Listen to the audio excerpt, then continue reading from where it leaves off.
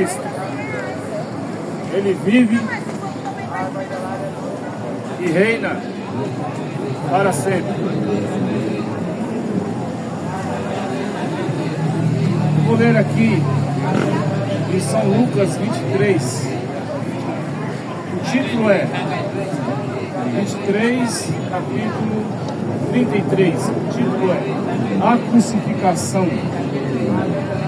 E quando chegando ao lugar chamado Caveira, ali o crucificaram.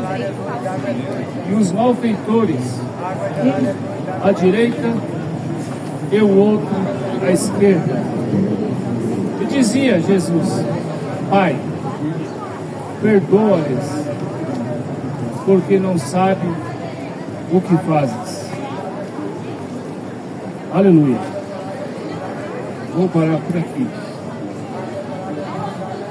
Eu gostaria de falar um pouquinho sobre a crucificação.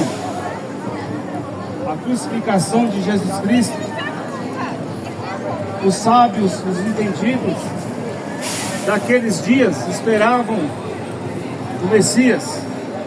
Os líderes religiosos de então esperavam vir o Messias.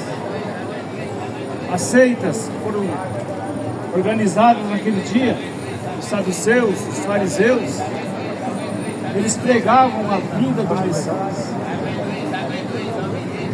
Ao ponto, dentro daquela comunidade, de cada igreja que tinha, havia jovens, virgens, fazendo enxovais, esperando que o Messias nascesse entre eles, entre os religiosos da época. E Jesus foi uma contradição para eles. Jesus nascer numa manjedoura, num curral, num lugar preparado para animais. E quando Jesus começou o seu ministério, de 3 anos e meio, eles começaram a não ter a revelação que ali estava o Messias. Foi ao ponto que eles autorizaram a perseguição de Jesus. Foi ao ponto que eles crucificaram Jesus Cristo. E quando eles crucificaram a Jesus, eles não estavam sabendo que ali estava o Rei da Glória, ali estava o Rei dos Reis, ali estava o Verbo que se fez carne, ali estava cumprindo a profecia de Isaías 9:6, ali estava cumprindo Isaías 53, e eles crucificaram o Rei da Glória. Voltando para os dias de hoje, todo mundo sabe essas passagens que eu citei. Não quero nem entrar muito em detalhes nessas passagens, porque o mundo de hoje, o mundo religioso, sabe dessas passagens. As escolas de teologia, ela ensina essas passagens para os homens. Para os doutores hoje em teologia, os mestres, todos eles ensinam e mostram na Bíblia, no Velho Testamento e no Novo, que Jesus Cristo é aquele Messias que havia sido profetizado desde o Éden, desde Gênesis. Mas, no entanto, eles estão longe, podemos dizer assim. Aqui fala sobre crucificação, a crucificação de Jesus. Jesus nos disse: Pai, perdoa porque não sabe o que faz. Voltando para esses dias de hoje, de escola de teologia, eles também estão crucificando a palavra, estão crucificando Jesus Cristo novamente, porque eles pregam um Jesus histórico, mas Jesus não é histórico. Jesus está na história. A história é uma coisa real. Jesus está presente porque Ele vive. Ele disse: um pouco mais me vereis, mas vós me vereis, porque eu estarei em vós. Quando se prega uma mensagem, quando se prega que Jesus Cristo curou, Jesus Cristo cura, mas não deixe Jesus Cristo dominar a sua vida, você está pregando um Jesus histórico, porque Jesus tem que fazer-se presente no seu ser. Jesus tem que fazer-se presente nas suas ações. Jesus tem que se fazer presente em todo o sentido de sua vida. E Ele disse: eis que estou à porta e bato. Aquele que abrir, entrarei e cearei com ele e ele comigo. Mas veja só, hoje o mundo evangélico, religioso, está pregando que Jesus está fora da igreja que não professa Ele. Mas na verdade Jesus Cristo hoje está fora do mundo evangélico, porque o mundo evangélico de hoje não quer mais voltar à doutrina dos apóstolos. O mundo evangélico de hoje não quer ler o livro de Atos, não quer colocar em prática a doutrina, porque sem santificação ninguém verá Deus. E quando não há santificação, vou fazer essa frase agora: quando não há santificação, está havendo uma crucificação da palavra, porque Jesus diz: seja santo como o vosso Pai Celeste é. E para ser santo tem que ter uma separação, e a palavra te separa de todo engano religioso. A palavra vai mostrar para você que no princípio, São João 3, no princípio era o Verbo, e o Verbo era Deus, e o Verbo fez carne e habitou entre os homens. Ali vai mostrar que a palavra ela tem que habitar hoje. O Verbo hoje fez carne, subiu ao céu e desceu em forma de Espírito. Ele tem que morar em você. Ele tem que te guiar toda a verdade, porque Jesus Cristo é o guia. Se você estiver num lugar que você não conhece, uma instância turística, onde for, se você não tiver um guia, você vai se perder. Não adianta você ler uma instrução, mas você tem que ter o guia. Não adianta ler a Bíblia sem ter o guia. E o guia é o Espírito Santo. É Ele que te guiará toda a verdade. Está escrito em São Mateus 28, versículo 19. Jesus disse: ide por todas as nações, fazei discípulos em todas as nações. Ele deu uma ordem para a gente ir, para a gente fazer o ide. Batize as pessoas em nome do Pai, do Filho e do Espírito Santo. Aleluia! E essa ordem foi cumprida em Atos 2, versículo 38, onde Pedro fez uma pregação, onde as pessoas tinham recebido o Espírito Santo, onde as pessoas falavam línguas estranhas. E aí, aonde aconteceu um levantar de voz, dizendo: Pedro, o que podemos fazer agora? O que fazer? Pedro disse: arrependei-vos cada um de vós e sejam batizados em nome de Jesus Cristo para perdão de vossos pecados e recebereis o dom do Espírito Santo. Ali houve uma demonstração de Jesus Cristo, que é o nome do Pai, do Filho e do Espírito Santo, era Senhor Jesus Cristo. Ele era o Deus forte, o Deus conselheiro, príncipe da paz, Pai da eternidade. conforme Isaías 9:6, Atos 20, 28, o sangue que foi derramado na cruz foi o sangue de Deus, não foi sangue de ovelha, de bode, para salvar você, meu ouvinte. Foi sangue de Deus. Portanto, eu vou enfatizar: Deus enviou um mensageiro para esta era. Deus enviou um profeta.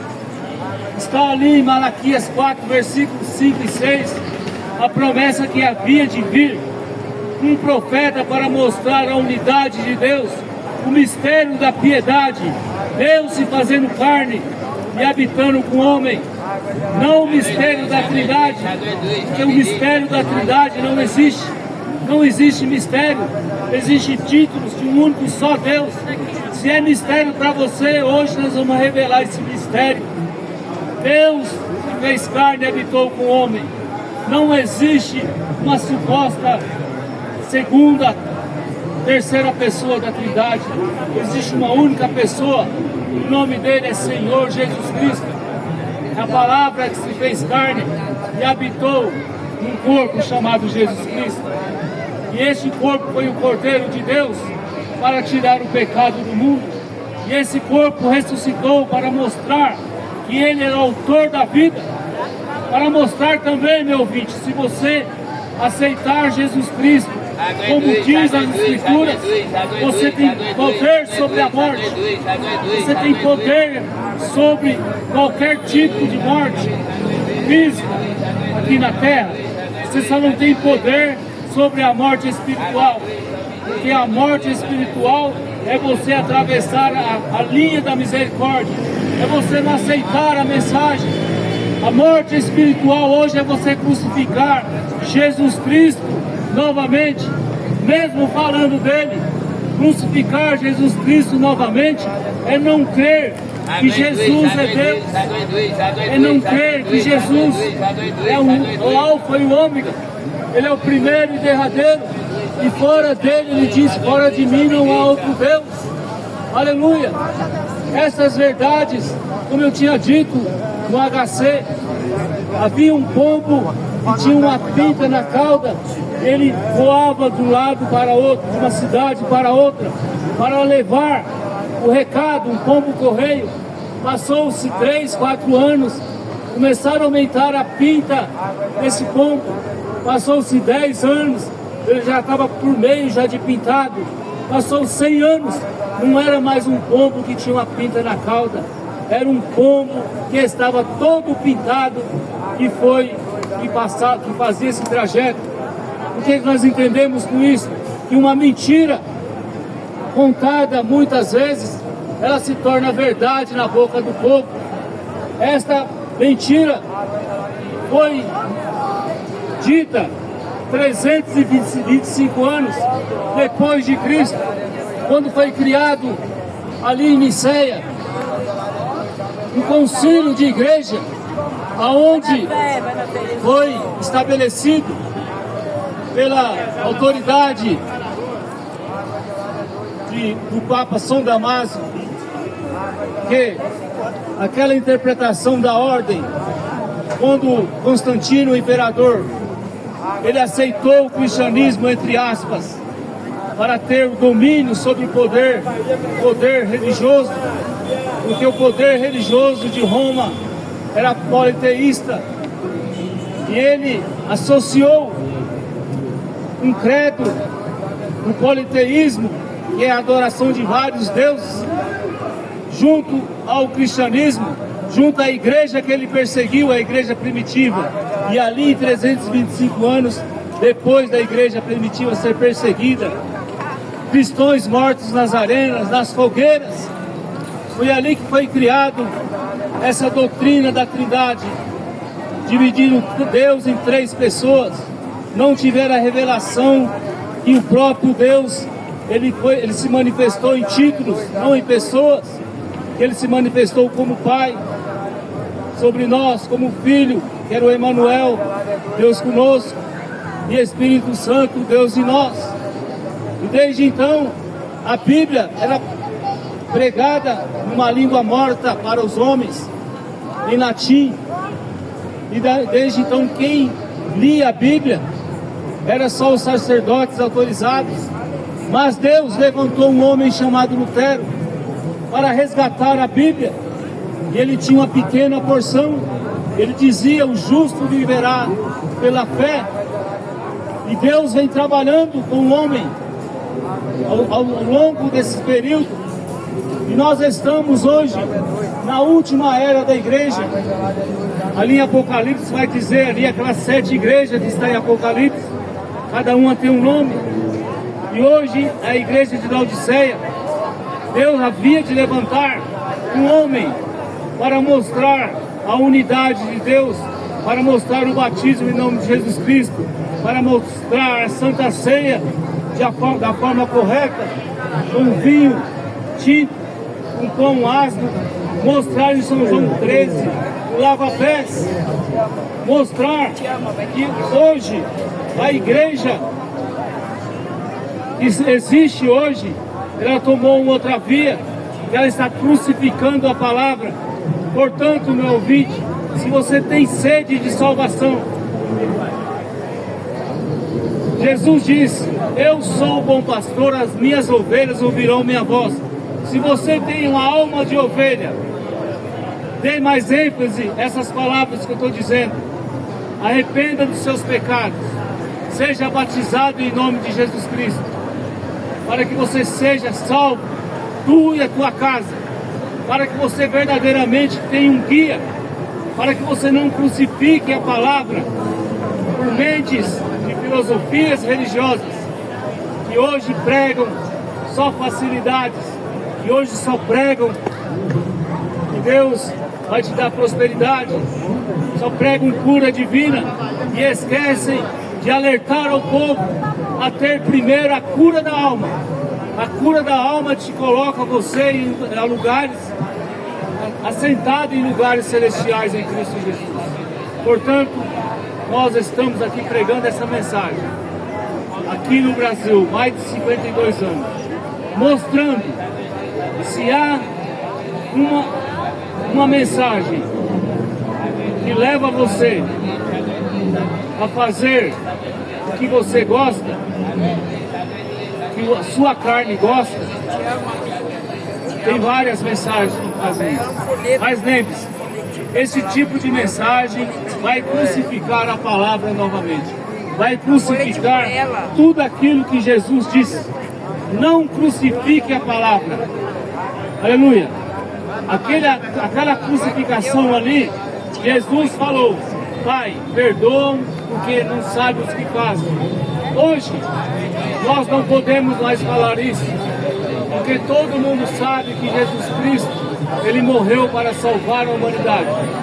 Agora o que você precisa é arrepender dos seus pecados e ser batizado em nome de Jesus Cristo.